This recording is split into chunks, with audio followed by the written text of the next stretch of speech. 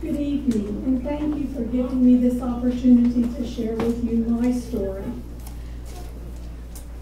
On March the 19th of 2012, I woke up with a slightly raspy voice, but by 2 o'clock, I couldn't talk at all.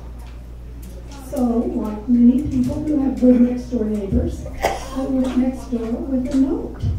I asked my next-door neighbor to please call my doctor and get me an appointment, and to please call my office and say, I don't know when I'll be back. I can't talk.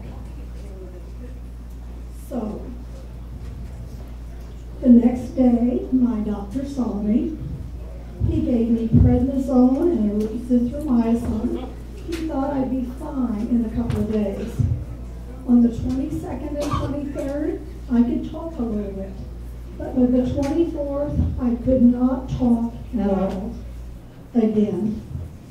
Then I went back, he gave me more medicine and said, oh, this is so strong, it's really going to take care of things for you. But it didn't. So, not wanting to give up, on the 30th of March, I made an appointment with a local ENT, ear, nose, and throat specialist. He looked me over, gave me more meds, more prednisone, and said this should take care of it. When it didn't, I made another appointment, and within a couple of weeks, he decided he should do a biopsy on my left vocal cord. The vocal cord showed no signs of problems. I just couldn't talk. So for some people, this might not seem like a really big deal, but for me, it meant I couldn't work. I'm a cognitive therapist. What I do is talk with people, listen to people, and share with them experiences and help them kind of sort out things that are happening in their lives. So I was not able to work. And the big answer was I was to rest my voice for 2 weeks. Well, of course, I'd already been resting it for over a month. And after the biopsy, it seemed like it was even more of a problem than it had been in the past. So I just kept going on and hearing that things were going to get better in 2 weeks. I could email my office and they would call me and leave a message on my phone, and usually it was something like, well, do you remember this client? Do you remember this client? They need services.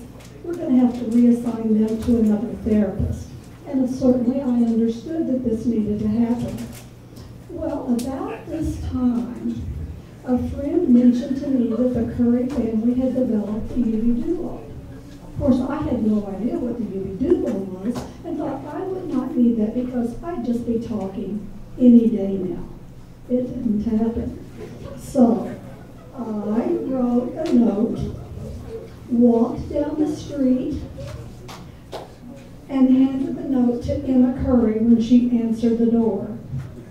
She looked at me and said, what? You can't talk at all? Because I was just standing there having heard this note. And she read the note and she said, oh my gosh, well, of course you've got to use the UbiDuo.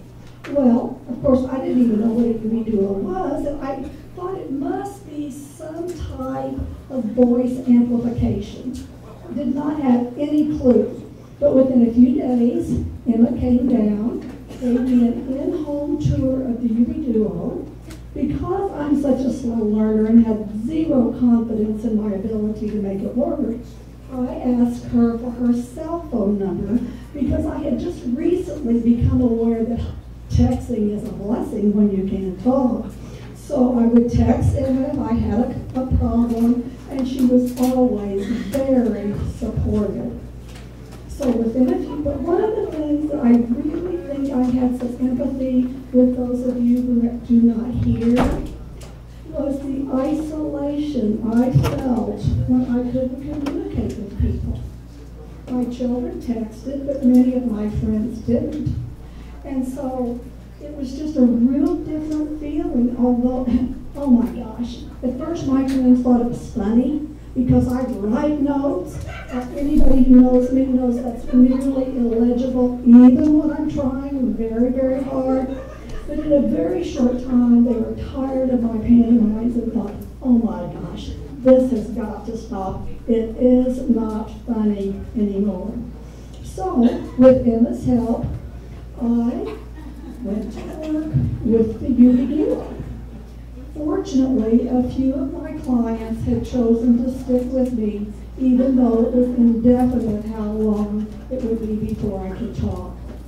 So, for the first time in my life, I felt like a techie because I was walking around with this cute little case, and I thought, oh, I must know something if I need one of these.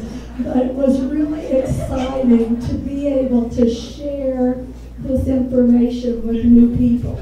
And others in the office, of course, I felt so smug when I could go up and show everybody, oh, look what I got, look how this works, oh, this is so much fun. Of course, I was typing pretty fast, and most people that know me also know that it's not a great skill of mine. It's more like that it is like this, but I was doing it, and it was liberating. I was able to visit friends that I hadn't seen for a while. I made a trip to see my sister in St. Charles, Missouri, not forever away, but I haven't had a real conversation with her for a number of months, so that was a blessing as well.